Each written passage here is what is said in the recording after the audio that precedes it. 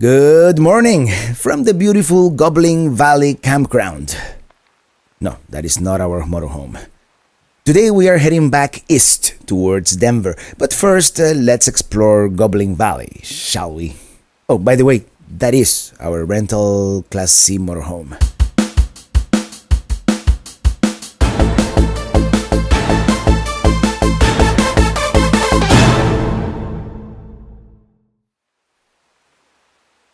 It is such a beautiful morning right here on the Goblin Valley Campground.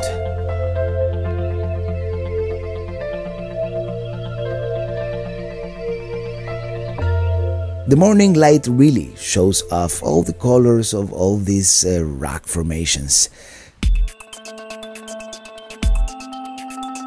Let's drive to the dump station first so we can do our business. And now, let's check the actual Goblin Valley. There is a trail, but let's just take the car and get there faster. It is a pretty unique place. According to geologists, in the Jurassic era this was at the edge of an inland sea, and apparently the tidal sediments of sand, slit, and clay became all these sandstone formations, which are continually changing, by the way, even today. Pretty cool place, huh?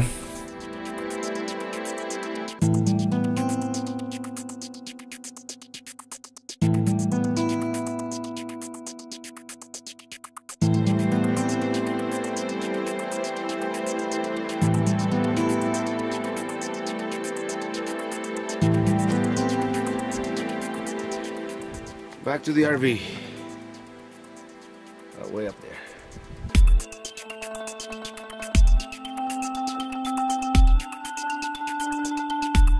And here we see more goblins. Doesn't that look like a Hershey kiss?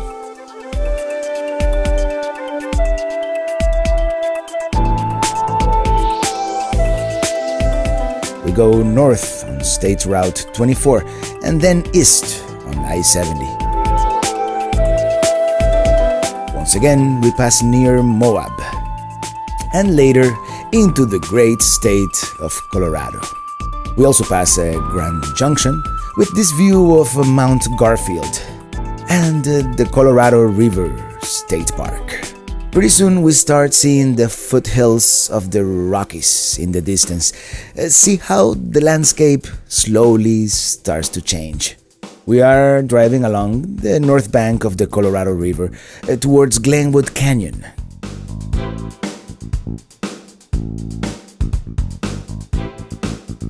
Our next stop is Glenwood Springs, the most fun town in America, according to Rand McNally. We passed by here briefly on the way west and we liked it a lot. It is contained in a valley at the confluence of the Colorado and Roaring Fork rivers. We are getting hungry, so let's have a nice lunch, some craft beer at this place called the Pullman, and we'll be on our way. Not before walking off our lunch along this charming little town.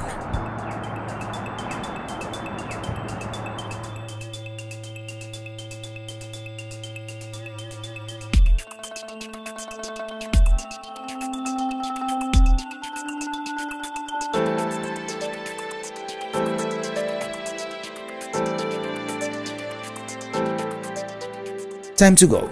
We continue heading east with the Colorado River to our right.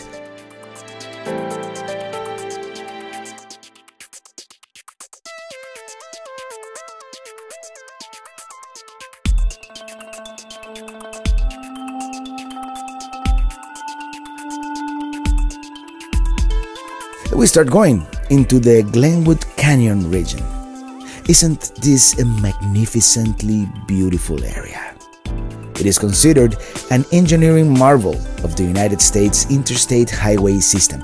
I mean, they had some help from the Colorado River, which carved the canyon, but it still is truly amazing. Anyhow, enjoy the ride.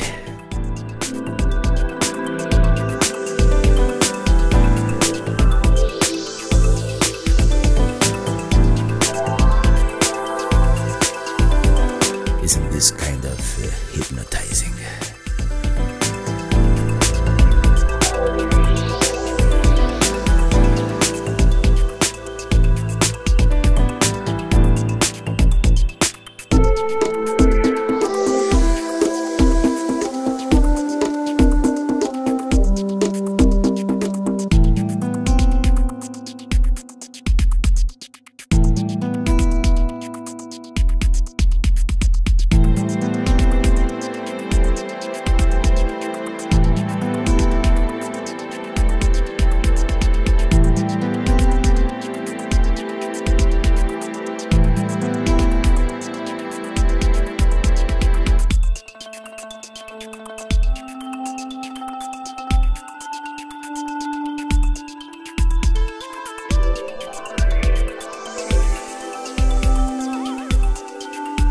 At some point, there is an exit to the Hanging Lake Trail, a hike we ought to do some other time.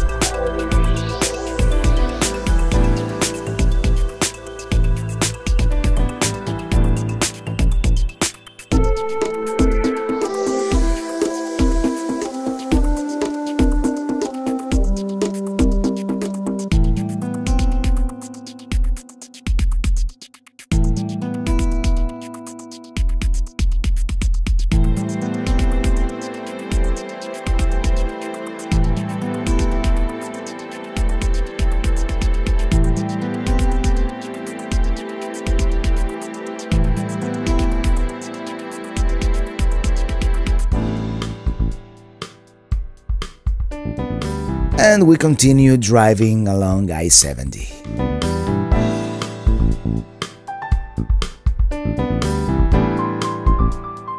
We encounter the skiing resort of Vail once again. We are almost at 10,000 feet, over 3,000 meters above sea level, getting close to some of the highest points in the interstate highway system. But we plan to go even higher. We are stopped here at Shrine Pass, kind of close to the Continental Divide, and it's pretty chilly outside, actually.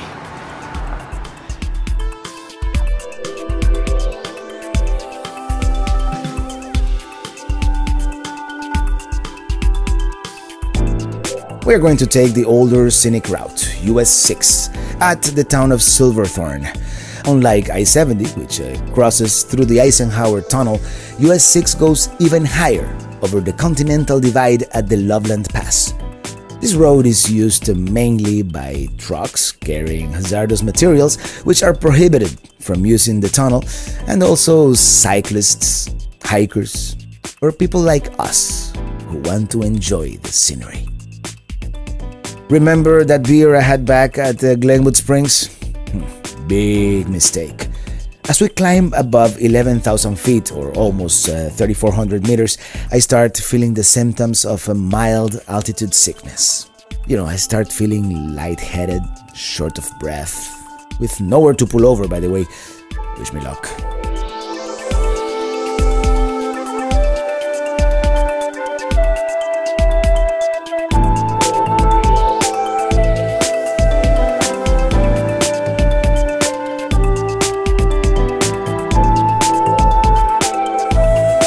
Eventually we find a place to pull out, and I drink copious amounts of water and start feeling better.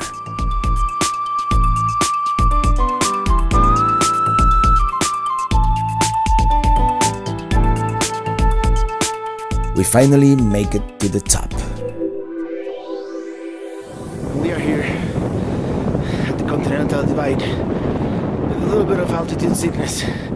11,990 feet above sea level. It's kind of cold. Yep, it's pretty cold up here at 11,990 feet, or 3,655 meters above sea level. The feeling perhaps intensified by my mild altitude sickness. I'm feeling better though. Down and down we go. I'm actually kind of cool with the fact that I got altitude sickness. I was always kind of intrigued, curious by it, and wanted to know how it felt like. Not the best idea while driving, but at least now I know.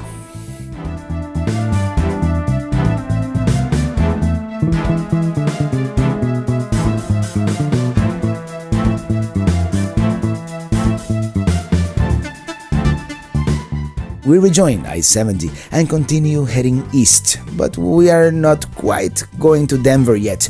We have until tomorrow morning to return the RV, so let's spend the night in the mountains, shall we?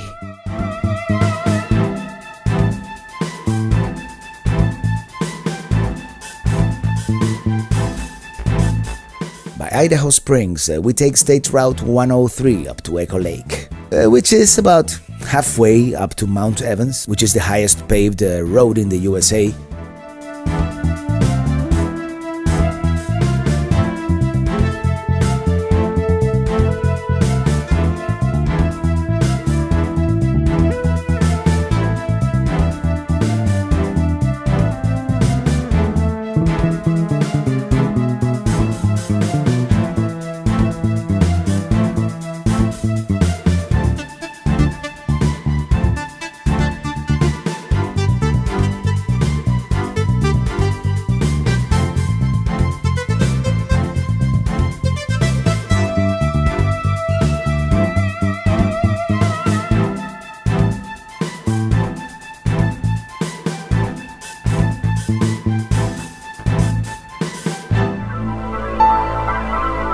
And here we are, Echo Lake.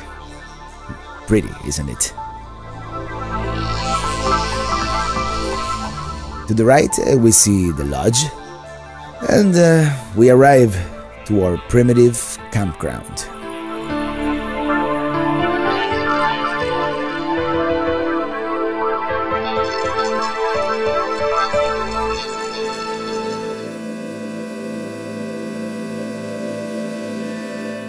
Take a look at this beautiful sunset.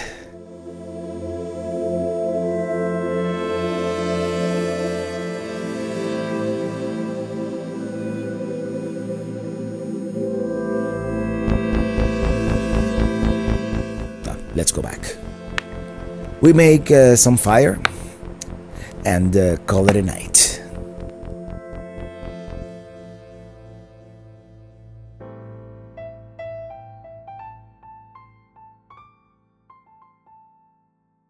In the next video, we will explore Denver and its surroundings, and in the one after that, we will climb Mount Evans through the highest paved road in North America. Until then, thank you so much for watching and see you on the road. Bye now.